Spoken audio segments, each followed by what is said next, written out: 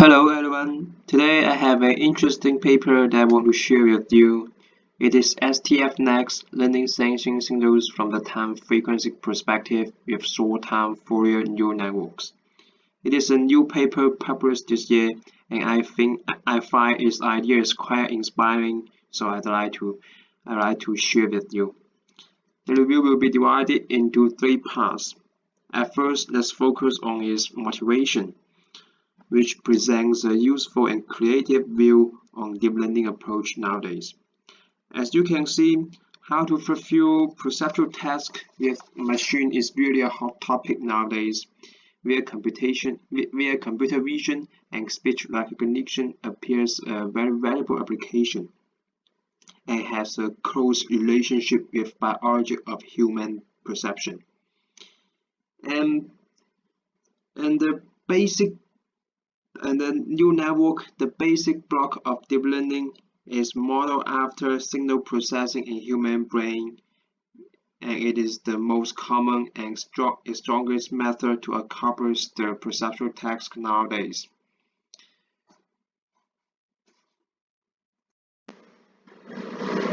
However, when it comes to Internet of Things, it is totally different scenario. For Internet of Things applications, they often measure physical phenomenon, which is based on the fundamental of nature science. In this case, the traditional neural network that model after signal processing in human brain may not be suitable. So another network structure is needed to propose to deal with the applications in Internet of Things. And that's the basic motivation of this paper. And in summarize, there are some limitations in related research. At first, for the neural network architecture nowadays, there are mostly no physical meaning in Internet representation. And although some neural network is used to process the signals in the frequency domain, they do not achieve both a high frequency resolution and a high time resolution at the same time. And the major contribution of the paper includes 2 parts. Firstly, they design neural networks that reveal the key properties of physical process and underline the sensing signals from the time frequency perspective. And the second, that unveil the benefits of incorporating domain-specific analytic modeling and transformation techniques into the neural network design. Now let's come to the methodology of this paper. And to illustrate the basic idea of this paper, we just focus on the design of the block of this neural network because the larger network is normally composed of these blocks. So when we figure out what these blocks are doing, we figure out what the larger neural network is doing. And this is the flow chart of this block. At first, there is some input is fed into the block. The block will begin with its process of the signal by some multiple short-time Fourier transform in different time frequency resolutions, and then we will get the time frequency hologram. And then the block will impose some general spectral manipulations on this hologram, and then get the candidate time frequency feature. At last, inverse short-time Fourier transform will be implemented to get the final output in time domain. Now let's focus on each part separately. Let's begin with the input signal. As you can see, both the input signal considered in this paper is the physical signal, for example, the time series or anything else.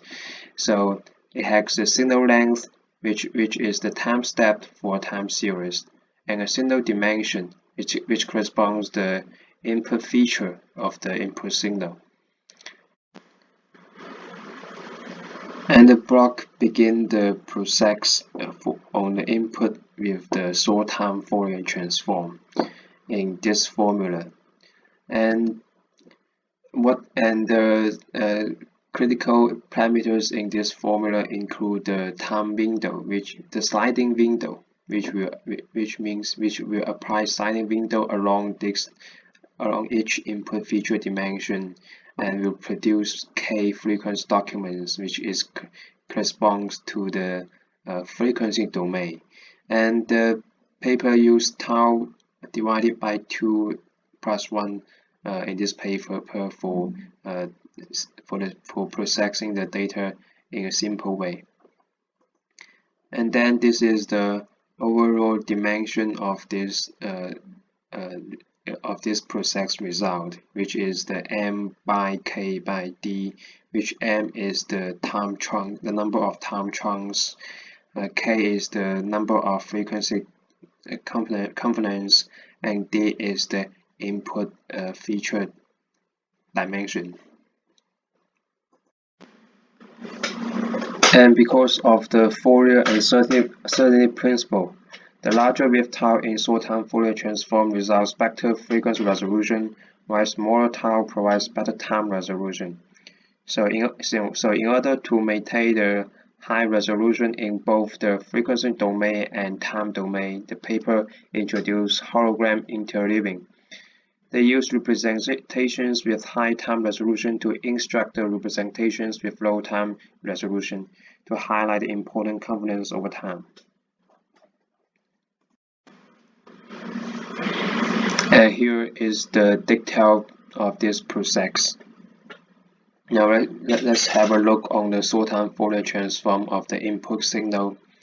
And in this formula, we can see m is the number of time chunks, which is calculated by t, the overall length of the dimension of this dimension, divided by the sliding window tau. And for the first sliding window, that means m equals to 0, we get the first short time Fourier transform. And then likewise, we get the second short time Fourier transform. This is along the time chunk dimension. And then we get the overall short time Fourier transform in dimension in the input in one input feature dimension. And because there are multiple frequency confidence for each short time Fourier transform, and is calculated by this, so we get a k short time Fourier transform result for each sliding window. And when you look on the frequency confidence of each Fourier transform in different width of sliding window, we can see that some frequency appears again and again. For example, this is the fx divided by 4, and it also appears on this Fourier transform result, and also appears on this result. So there may be some relationship between this Fourier transform result.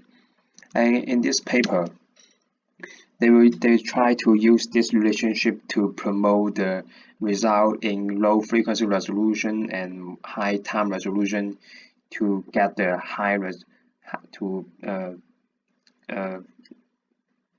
to represent the high frequency resolution and low time resolution result.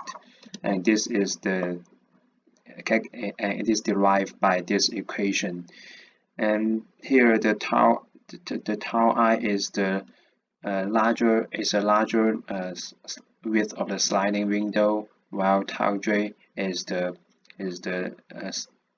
smaller width of the sliding window. And the relationship between the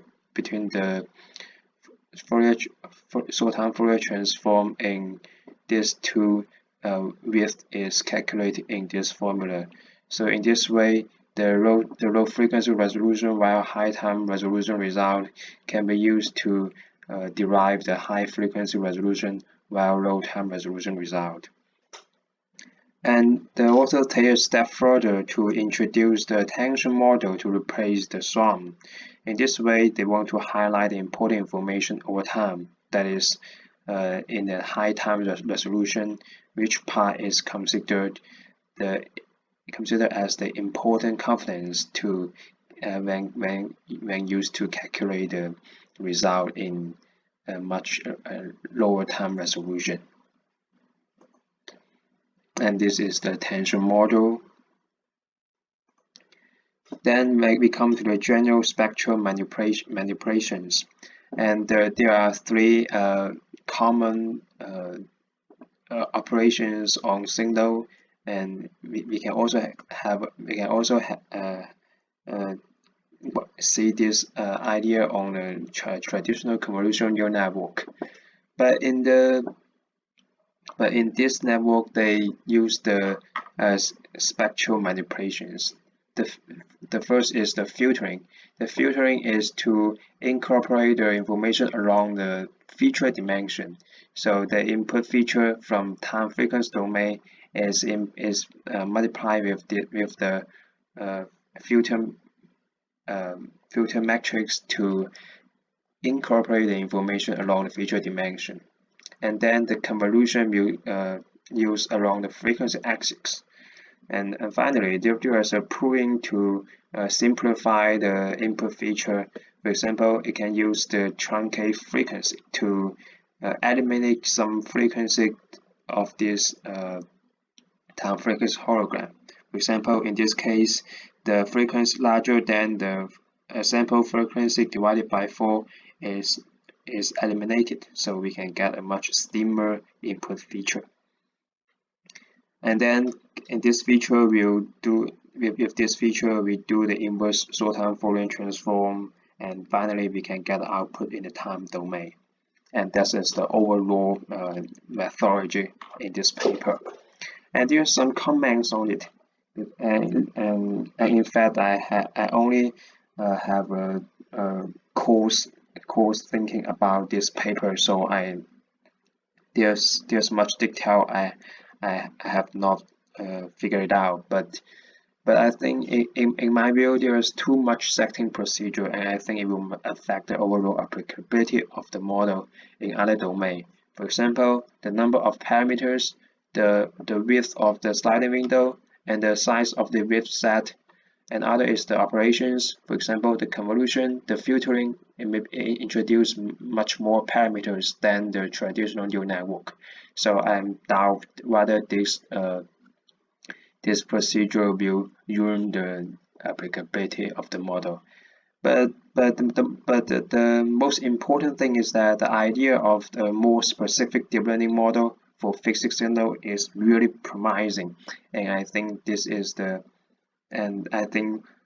idea of this paper is the most critical part, and I think that will inspire my research in the future. Thank you for your attention.